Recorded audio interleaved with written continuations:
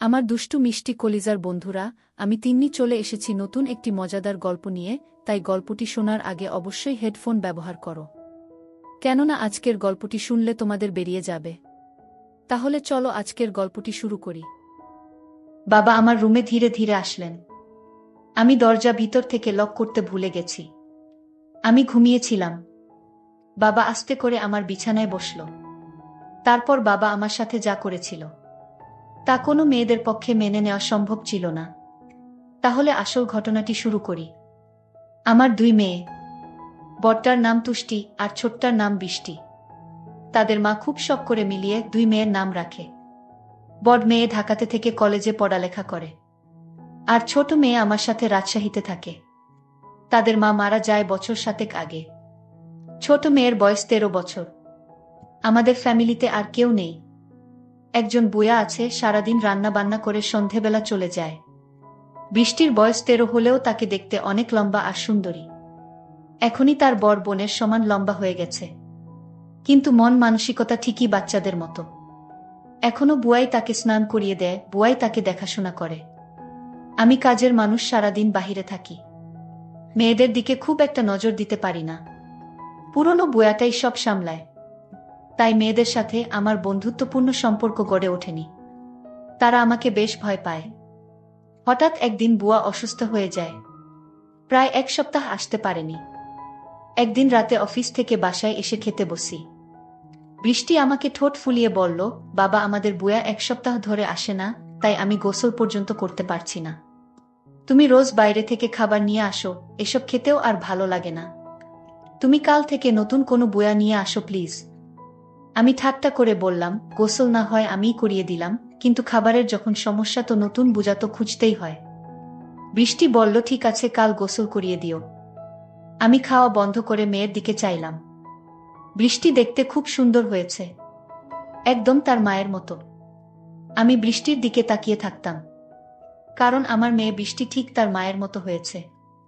আমি আমার মেয়ের চেহারার দিকে তাকালে আমার স্ত্রীকে যেন খুঁজে পেতাম। আমি ভাবতে লাগলাম, মেয়েটি তো বড় হয়েছে, তারপরও এখনো বাচ্চাদের মতো আচরণ করে। তাকে গোসল না করিয়ে দিলে সে গোসল করবে না। আমি বাবা হয়ে মেয়ের দায়িত্ব তো নিতে হবে। আমি বৃষ্টিকে বললাম, তুই এখন নিজের গোসল করা নিজে শিখ, কারণ কিছুদিন পর তো তোর শ্বশুর বাড়ি যেতে হবে। মেয়ে তখন বলল, বাবা আমি কোনোদিন শ্বশুর বাড়ি যাব না। আমি তোমার সাথে সারা জীবন থাকব। এই বাড়ি ছেড়ে আমি কোথাও যাব না। আমি আমার মেয়ের কথা শুনে অবাক হয়েছিলাম। এই মেয়েকে নিয়ে আমি কি যে করি।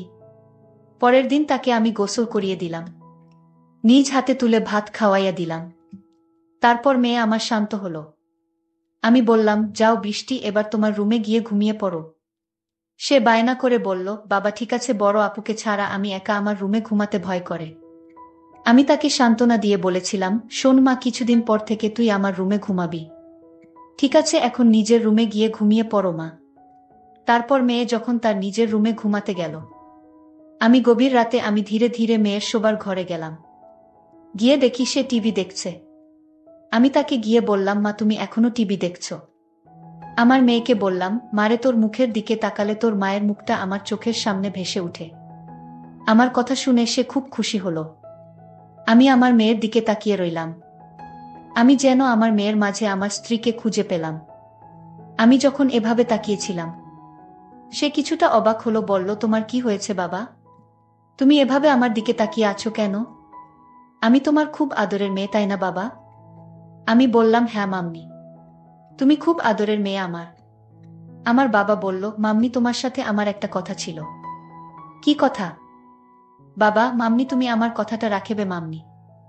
আমার মেয়ে বলল, বাবা তুমি আমার জন্মদাতা, আর তোমার কথা কি আমি ফেলতে পারি? আমি তোমার সব কথা রাখব। তোমার কথা না রাখলে যে আমার অমঙ্গল হবে। আমি ভাবতে লাগলাম, কিভাবে কি করা যায়। হঠাৎ বুদ্ধি এলো মাথায়। আমি তাকে গম্ভীর হয়ে জিজ্ঞেস করলাম, কতদিন গোসল করিস না মা? প্রায় 1 সপ্তাহ। তাই? আচ্ছা ঠিক আছে, চলো আমি তোমাকে আজ গোসল করিয়ে দেই। কাজের বুয়া আসবে কোনোদিন, আর তুমি এতদিন গোসল ছাড়া থাকবা মাম্মি। গোসল না করলে ঘুম হবে না মাম্মি রাতে। তাই চলো আগে গোসলটা করিয়ে দেই। তুমি আমার মেয়ে, আমি তোমার যত্ন না করলে লোকে মন্দ বলবে। তাছাড়া আমি তোমাকে এভাবে থাকতে দিতে পারি না। চলো মাম্মি, তোমাকে গোসলটা করিয়ে দেই। এতদিন গোসল না করলে শরীর খারাপ হবে। মেয়ে বলল, এখন তো রাত, কাল সকালে করি আব্বু। আমি আমার মেয়ের কথা মেনে নিলাম। তবে মা, কাল তো আমি কাজে চলে যাব, ফিরতে আবার রাত হবে। মেয়ে বলল, ঠিক আছে বাবা, তাহলে কাল রাতে তুমি গোসল করিয়ে দিও। যাও বাবা, এখন গিয়ে ঘুমাও। আমিও ঘুমাবো। ঠিক আছে মা, তাহলে তুই ঘুমিয়ে পড়। আমিও ঘুমাতে গেলাম। পরের দিন সকালে উঠে আমি আমার মেয়েকে বললাম, মা, আজ বাড়িতে কেউ নেই, তাই বাড়িটা একদম খালি পড়ে থাকবে। তোমার আজ আর স্কুলে যেতে হবে না, কাল স্কুলে যেও। আমি বাবার কথা শুনে খুব খুশি হলাম, কারণ আজ সারাদিন টিভি দেখতে পারবো। সেদিন আমি সারাদিন ঘরে বসে টিভি দেখেছিলাম, বড় আপুর সাথে ফোনে কথা বলেছিলাম। সন্ধ্যা ঘনিয়ে আসছে, বাবা এখনো বাড়িতে ফিরছে না। আমি বাবার জন্য অপেক্ষা করতে লাগলাম, কিন্তু বাবা প্রায় রাত 10টার দিকে বাড়িতে ফিরল। আমি বাবাকে জিজ্ঞেস করলাম, বাবা এত দেরি হলো কেন? আমি তোমার জন্য সেই কখন থেকে অপেক্ষা করছি, তোমার কোনো খবর নাই। বাবা বলল, মা, আমি একটা ঝামেলায় পড়ে গিয়েছিলাম, তাই আসতে একটু দেরি হয়ে গিয়েছে। এখন চলো মা, গোসল করিয়ে দেই। মেয়েটা বলল, বাবা, আমি আজ গোসল না করলে হয় না, খুব শীত লাগছে। আমি মেয়েকে বললাম, মা, আজ তোমার গোসল করতে হবে, নইলে তোমার শরীরে অসুখ হয়ে যাবে, শরীরের সর্দি জ্বর আসতে পারে। আমি বাবার কথা শুনে বললাম, ঠিক আছে বাবা, চলো আমি গোসল করব। আমি তাকে বাথরুমে নিয়ে গেলাম। তারপর আমার ছোট মেয়েটাকে গোসল করিয়ে দিলাম। আমার লক্ষ্মী মেয়েটা বলল, বাবা, আজ মাথাটা অনেক ভালো লাগছে, আমার শরীরটা ভালো লাগছে। আমি বললাম, গোসল হচ্ছে আল্লাহর নেয়ামত, গোসল না করলে শরীর ভালো লাগে না, রাতে ঘুম হয় না। আজ তোর অনেক ভালো ঘুম হবে। তারপর রাতের খাবার খেয়ে যখন আমি ঘুমাতে গেলাম, আমার মেয়ে বলল, বাবা, আজ তুমি আমার রুমে ঘুমাবে, কারণ এই রুমে আমি একা একা থাকতে ভয় লাগে। আগে তো আপু আর আমি একসাথে থাকতাম। আমি আমার মেয়ের কথা শুনে বললাম, ঠিক আছে মাম্মি, তুমি আমার রুমে চলে আসো। আমি আর আমার মেয়ে গল্প করতে শুরু করলাম। আমার মেয়ে আমায় জিজ্ঞেস করলো, বাবা, তুমি মায়ের অভাব বোধ করছো? হ্যাঁ মা, তোর মা তুই অনেক ছোট থাকতে মারা গিয়েছিল। আমি তোদের কথা চিন্তা করে আমি আর কোনো বিয়া করিনি, কারণ সৎ মা বাড়িতে নিয়ে আসলে আরো যন্ত্রণা বাড়বে। তাই এইসব ভেবে আর বিয়ে করিনি, কারণ তোদের মুখের দিকে তাকিয়ে আমি সারাটা জীবন কাটিয়ে দিব। বাবার কথা শুনে আমার কান্না চলে আসছিল। আমার বাবা তার নিজের সুখ খুঁজেননি, আমাদের সুখের জন্য বাবা সারাটা জীবন এভাবে কাটিয়ে দিল। আসলে এরকম বাবা হয় না এই যুগে, কিন্তু আমি যে ভাবনাটা ভেবেছিলাম সেটা আমি ভুল ভেবেছিলাম। জানি না সেটা ভুল না সঠিক। আমি পরদিন রাতে বাবার রুমে থাকতে চাইনি, কারণ রাতে বাবা নাক ডাকে।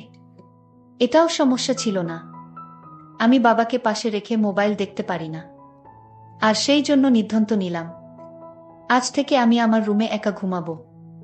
আমি পরদিন বাবাকে বললাম, বাবা, আজ আমি একা একা আমার রুমে ঘুমাবো। আর সেদিনেই ঘটল আসল ঘটনা। আমি রাতে আমার রুমে যখন ঘুমাতে গেলাম, তখন বাবা আমায় ডাক দিয়ে বললেন, মাম্মি, আজ তুমি তোমার রুমে একা ঘুমাতে ভয় পাবে না? মেয়ে আমার বলল, না বাবা, আমি তো দিন দিন বড় হচ্ছি, আর এখন আমার একা একা রুমে ঘুমাতে ভয় করে না বাবা, তুমি ঘুমিয়ে পড়ো। কিন্তু আমার চোখে কোনো ঘুম নেই। আজ 15 বছর ধরে আমি একা। আমার স্ত্রী একটা রোড অ্যাক্সিডেন্টে মারা যায়। আমার স্ত্রী দেখতে অনেক সুন্দরী ছিল। আমার তো মন চায় অনেক কিছু করার। যাই হোক, আমার চোখে ঘুম আসছিল না। ঘড়ির কাঁটার দিকে তাকিয়ে দেখি রাত প্রায় 1টা বাজে। আমি আস্তে করে আমার মেয়ের রুমের দরজার কাছে গেলাম। দরজাটা ধাক্কা দিতেই খুলে গেল। আমার মেয়ে হয়তো দরজাটা ভিতর থেকে লক করতে ভুল গেছে। আমার আর কষ্ট হলো না। আমি রুমের ভিতর ঢুকলাম। আমার মেয়ের দিকে তাকিয়ে দেখি কত শান্তির ঘুম ঘুমাচ্ছে। মনে হচ্ছে নিষ্পাপ একটা মেয়ে। তাকে ড্রিম লাইটের আলোতে অনেক সুন্দর দেখা যাচ্ছিল, ঠিক তার মায়ের মতো। আমার কাছে মনে হলো এটাই বুঝি আমার স্ত্রী। আমার নিজের মেয়েটাকে দেখে আমার অন্যরকম অনুভূতির সৃষ্টি হলো। আমি ধীরে ধীরে মেয়ের বিছানার পাশে গিয়ে বসলাম। এক নজর তার দিকে তাকালাম। আমার অনেক ভয় করছিল, যদি আমার মেয়ে এখন জেগে যায়, তখন কি ভাববে? আমি ভুলে গিয়েছিলাম এটা আমার মেয়ে শুয়ে আছে। এটা আমার জন্য একটা বড় সুযোগ। এসব ভাবতে ভাবতে হঠাৎ আমার মেয়ে জেগে উঠল। জেগে আমায় দেখে চমকে উঠল আর বলতে লাগলো, বাবা এত রাতে আমার রুমে কি করছো? আমি বললাম, কেন, আমি কি তোমার রুমে আসতে পারি না? কিন্তু বাবা, আমি তো দরজা লক করে ঘুমাচ্ছিলাম। তুমি রুমের ভিতরে ঢুকলে কি করে? আমি বললাম, মা তুই ঘুমানোর আগে দরজা লক করতে ভুলে গিয়েছিলি, আর তাই তো তোর রুমে আসতে পারলাম। বাবা, তুমি ইদানিং কেমন জানি হয়ে গেছো। যাও তোমার রুমে গিয়ে ঘুমাও। যখন তখন আমার রুমে হুট ঘরে চলে আসো। পরদিন সকালে আমি আমার মেয়েকে বললাম, মা গোসল করবি না? আমি চলে গেলে কে তোরে গোসল করাবে?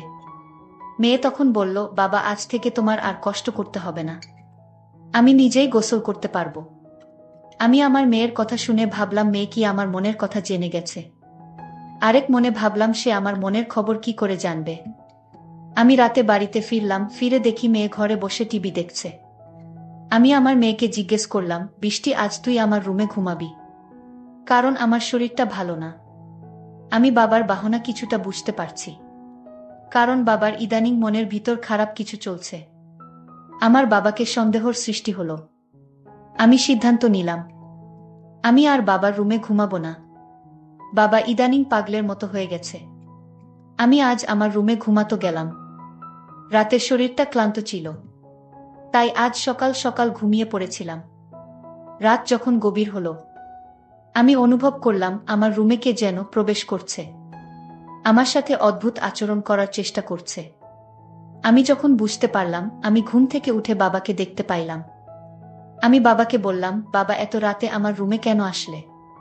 আর আমার সাথে এমন আচরণ কেন করছো? বাবা, তুমি ভুলে গেছো আমি তোমার মেয়ে। তুমি এখনই রুম থেকে বাহির হয়ে যাও। বাবা তখন চিৎকার করে বলল, আমি এ রুম থেকে যাব না। এই রুমে আমার স্ত্রী লুকিয়ে আছে। বের করে দাও আমার স্ত্রীকে। বাবার কথা শুনে আমি অবাক হয়ে গেলাম। আশ্চর্য তো, বাবা এসব কি বলছে? বাবা, আমি তোমার আদরের মেয়ে, তুমি এসব কি বলছো বাবা?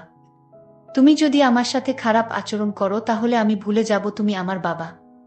বাবা আমায় বলল, আজ আমি মরে যাব তাও আজ এই রুম থেকে বের হব না। বাবার এমন কথা শুনে আমি বাবাকে একটা ধাক্কা মেরে ফেলে দিলাম। বাবা তখন অজ্ঞান হয়ে লুটিয়ে পড়ল। আমি তাড়াতাড়ি বড় আপুকে ফোন দিলাম। বড় আপু আর আমি বাবাকে হাসপাতালে নিয়ে গেলাম। বাবা 3 দিন যাবত অজ্ঞান ছিল।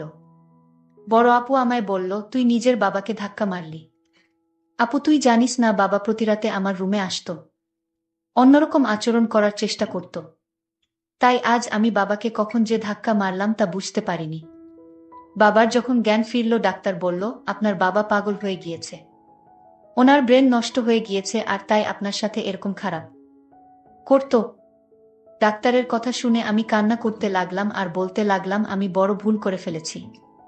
আমার বাবা জ্ঞান হারা ছিল, আর তাই তো আমার সাথে এরকম করত। বাবা তো আগে এরকম করত না। আমাদের কথা শুনে বাবা বেড থেকে উঠে বসল, আর আমাদের 2 বোনকে উদ্দেশ্য করে বলতে লাগলো, শোনো মা, ডাক্তার ভুল বলেছে। আমি পাগল নই, আমার মাথাও ঠিক আছে। আমি 15 বছর ধরে তোদের মাকে দেখি না, আর তাই সে আমার পাশে না থাকাতে আমি সারাক্ষণ চিন্তায় ডুবে থাকতাম। আমার কিছুই ভালো লাগতো না। কিন্তু আমার ছোট মেয়ে বৃষ্টির দিকে তাকালে আমার মনে হতো আমার স্ত্রীকে খুঁজে পেয়েছি, কারণ বৃষ্টি দেখতে হুবহু তার মায়ের মতো, আর তাই আমার মেয়ে হিসেবে বৃষ্টিকে দেখতাম। এতে আমার চিন্তা কমে যেত। আমি প্রতি রাতে তার রুমে গিয়ে তার কাপড় চোপড় এলোমেলো থাকলে আমি তা গুছিয়ে দিতাম। এটা কি আমার অপরাধ? আমার নিজের মেয়েকে স্নেহ করা কি আমার অপরাধ? আমার মেয়েকে আমি দেখতে না পেলে আমার খুব কষ্ট হতো রে মা। আমার মেয়েকে আমি সবসময় চোখে চোখে রাখা, সেটাও কি আমার অপরাধ? বাবার মুখে এমন কথা শুনে আমি হাও মাও করে কান্না করতে শুরু করলাম। বাবার পায়ে ধরে আমি বাবার কাছে ক্ষমা চাইলাম। বাবা, তুমি আমায় ক্ষমা করে দাও। আমি তোমাকে ভুল বুঝেছিলাম। আসলে তোমার মতো বাবা পাওয়া এখনকার যুগে ভাগ্যর ব্যাপার। বাবাও আমাকে ক্ষমা করে জড়িয়ে ধরে বলল, কাঁদিস না মা, তুই কাঁদলে যে আমি সহ্য করতে পারি না। আজকের গল্পটি কেমন লাগলো তা অবশ্যই কমেন্ট করে জানাতে ভুলবেন না। আর যদি গল্পটি তোমাদের কাছে ভালো লাগে তাহলে আমার চ্যানেলটিকে সাবস্ক্রাইব করে পাশে থাকবেন। ধন্যবাদ।